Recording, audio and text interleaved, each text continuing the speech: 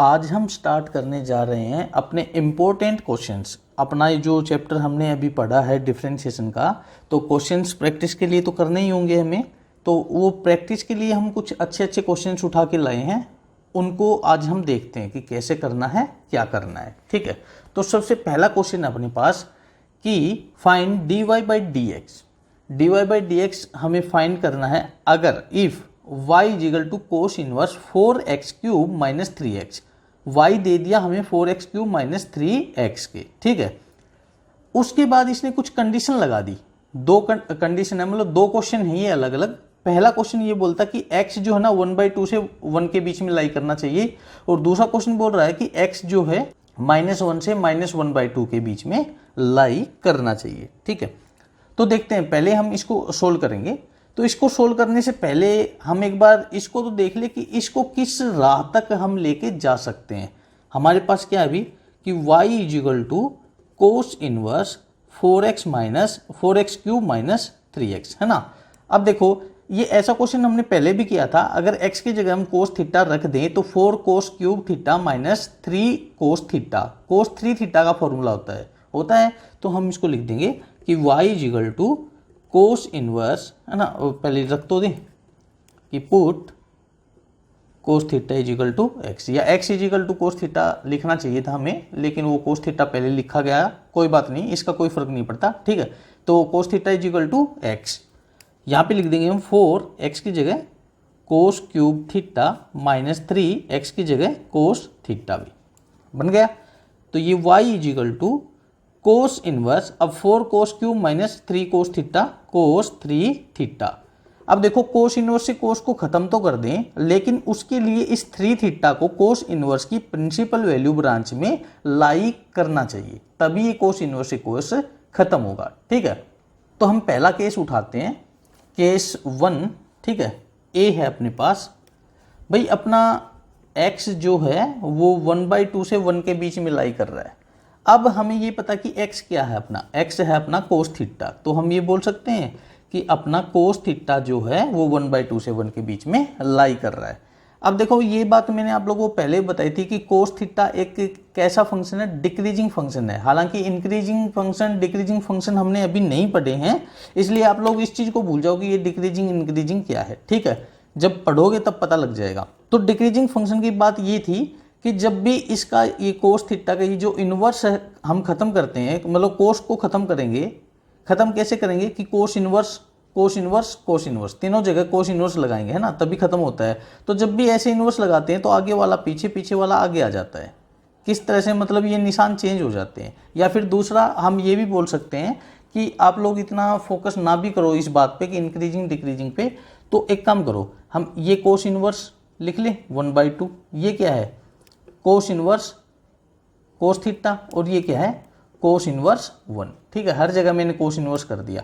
अब देखो जरा, कोस इनवर्स 1/2 मतलब कोस की वैल्यू 1/2 कहाँ होती है, हम जानते हैं π/3 पे होती है ना। कोस इनवर्स कोस थीटा, तो ये थीटा रह जाएगा। और ये क्या है भी अपना कोस इनवर्स 1, कोस की वैल्यू 1 कहाँ होती है, कोस की वैल्यू 1 0 पे होती है। अब देखो 0 और π/3 में बड़ा कौन है, π/3, तो ये निशान ऐसे हो जाएगा।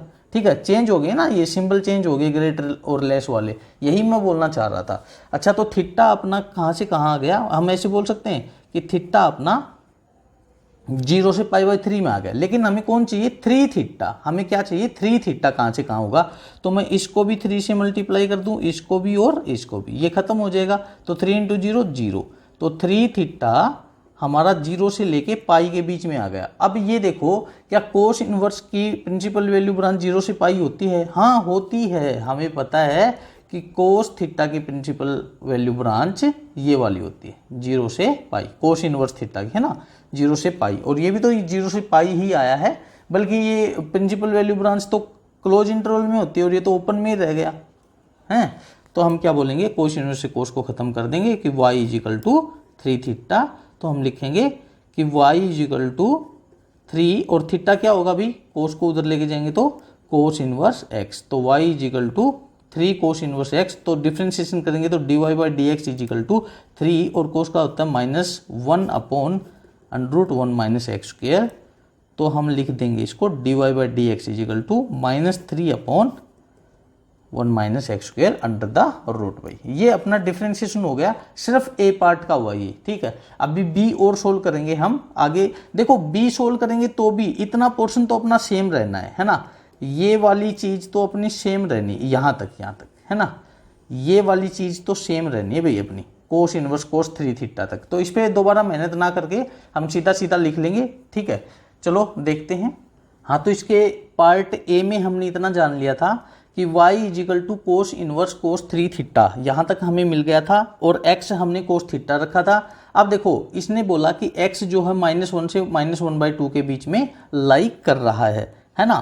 तो हम x की जगह रख दें, x क्या है भाई, x क्या है कोस थीटा, तो -1 से -1/2 के बीच में कोस थीटा लाई करेगा। अब देखो इसमें भी वही चीज कर रहे हैं भाई, कोस इनवर्स कोस इनवर्स कोस इनवर्स, तो कोस इनवर्स -1 है ना, कोस इनवर्स कोस थीटा, और ये कोस इनवर्स -1/2।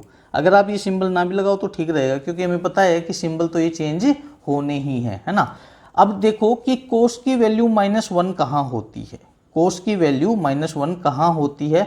अगर आपको ये नहीं पता ना कि कोस की वैल्यू -1 कहाँ होती है, तो एक काम करो, कोस की वैल्यू 1 कहाँ होती है ये सोच लो, या फिर आप लोग अगर उस तरह से देखो कि इनवर्स ट्रिग्नोमेट्री में हमने क्या पढ़ा था भाई, इनवर्स ट्रिग्नोमेट्री में हमने ये चीज पढ़ी थी कि कोस की principal value branch cos inverse की 0 से पाई, इसमें सारे पॉजिटिव इसमें सारे नेगेटिव। तो नेगेटिव आने के लिए कोस के किसी भी एंगल को, कोस इनवर्स के किसी भी एंगल को नेगेटिव आने के लिए पाई में से घटना पड़ेगा। तो कोस को -1 यहाँ पे अगर एंगल प्राप्त करना है तो कोस इनवर्स 1 को पाई में से घटना पड़ेगा, तो पाई माइनस, अब कोस की वैल्यू 1 का होती है 0 पे है ना, और ये कोस इनवर्स से कोस खत्म हो जाएगा थीटा, और कोस की वैल्यू 1/2 का होती है π/3 पे, लेकिन ये -1/2 है तो पाई माइनस π/3 हो जाएगा, पाई माइनस 0 पाई ये थीटा, और ये कितना हो जाएगा भाई पाई माइनस π/3 2π/3, ठीक है। अब हमें पता है पाई और 2π/3 में ये छोटा होता है ये बड़ा, 2π/3 तो 120 होता है 120 डिग्री, और पाई होता है 180 डिग्री, तो ये बड़ा हो गया ना।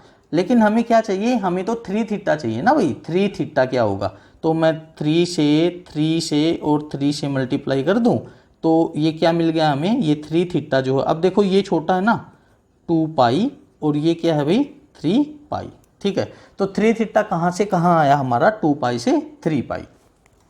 अब एक चीज और देखो भाई, मैं ये बोलता हूं यहाँ पे कि 3 थीटा जो है हमारा 2 पाई से 3 पाई में है, लेकिन हमें चाहिए कहाँ से कहाँ, कोस की प्रिंसिपल वैल्यू बनाना तो 0 से पाई होती है, तो 0 से पाई चाहिए ना, तो 0 से पाई कैसे आ सकता है, अगर मैं यहाँ से 2 पाई घटा दूं और यहाँ से भी 2 पाई घटा दूं तो ये 0 से पाई आ जाए, लेकिन घटाना तो तीनों में से पड़ेगा, इसमें से पड़ेगा, तो यहाँ से भी 2 पाई माइनस कर दें, यहाँ से भी और यहाँ से भी, निशान चेंज होंगे नहीं, क्यों नहीं होंगे, क्योंकि हमने एक पॉजिटिव क्वांटिटी तो घटाई है ना। तो 2 पाई माइनस 2 पाई 0, 3 थीटा माइनस 2 पाई है ना, और ये 3 पाई माइनस 2 पाई पाई। अगर जैसे अभी मैंने बताया कि हमने एक पॉजिटिव क्वांटिटी घटाई है, पॉजिटिव ना भी घटाते तो भी वही बात थी भाई कि घटाया तो है ना, घटाया है तो छोटा छोटा रहेगा बड़ा बड़ा रहेगा, क्योंकि सेम चीज घटाई है ना। अब देखो 3 थीटा माइनस 2 पाई, अब इसको 3 थीटा माइनस 2 पाई कैसे कर सकते हैं भाई, 3 थीटा माइनस 2 पाई करना तो थोड़ा सा मुश्किल लग रहा है, लेकिन एक बात सोचो जरा, क्या मैं कोस अल्फा को कोस 2 पाई माइनस अल्फा लिख सकता हूं, क्या ये दोनों चीजें बराबर हैं, हाँ है, क्यों है, क्योंकि ये देखो 2 पाई में से घटने का मतलब यहां से देखो ये क्या होता है 0, फिर इसके बाद ये पाई, फिर इसके बाद वापस 2 पाई है ना, तो 2 पाई में से घटने का मतलब है फोर्थ क्वाड्रेंट में गिरना, और 2 पाई मतलब ये वर्टिकल हॉरिजॉन्टल लाइन है ना, ये हॉरिजॉन्टल लाइन में से जब भी घटता है तो कोस का तो कोस रहता है, और इस लाइन में से 2 पाई में से घटेगा तो फोर्थ क्वाड्रेंट में गिरेगा है ना, फोर्थ क्वाड्रेंट में कोस पॉजिटिव होता है, इसलिए कोस 2 pi minus theta cos theta या अल्फा बोले तो अल्फा, ठीक है, ये दोनों सेम रहते हैं।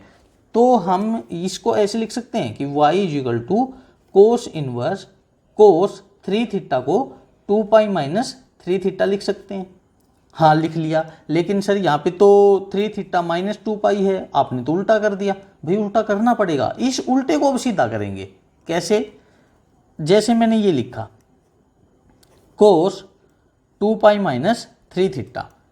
अगर मैं यहाँ से माइनस कॉमन ले लूँ तो 2 पाई माइनस और 3 थीटा प्लस हो जाएगा, मतलब इस तरह से हो जाएगा ये 3 थीटा माइनस 2 पाई। अब सोचो जरा, कोस माइनस ये पूरा एंगल, कोस माइनस ये इसका x मान लो, तो कोस माइनस एक्स क्या होता है भाई? अगर मैं बोलूँ आप लोगों को कि कोस माइनस थीटा, है ना, थीटा बोल लेते हैं, जैसे कोस माइनस थीटा क्या होता है? Plus cos theta. तो ये कोस माइनस और ये इसका पूरा थीटा, तो ये क्या हो जाएगा? प्लस कोस थीटा, और थीटा क्या है? 3 थीटा माइनस 2 पाई। आई ना बात समझ में? तो 2 पाई माइनस 3 थीटा, कोस 2 पाई माइनस 3 थीटा को हम ये लिख सकते हैं कोस 3 थीटा माइनस 2 पाई, उल्टा कर सकते हैं इसको। तो y is equal to cos inverse cos 3 theta minus 2 pi. Cos inverse से कोस खत्म, तो y क्या रह गया अपने पास? 3 थीटा माइनस 2 पाई, है ना। अब यहाँ पे इनकी वैल्यू रख देते हैं भाई कि y इज इक्वल टू 3 और थीटा क्या था भाई? थीटा था अपने पास कोस इनवर्स x माइनस 2 पाई। अब इसका डिफरेंशिएशन हम यहाँ पे करेंगे, ठीक है। तो y का y डैश या dy बाई डी एक्स 3 और कोस इनवर्स का होता है -1 by under root 1 minus x square, और 2 पाई का कॉन्स्टेंट है 0 हो जाएगा, तो अपना आंसर यही रह जाएगा भाई। क्लियर?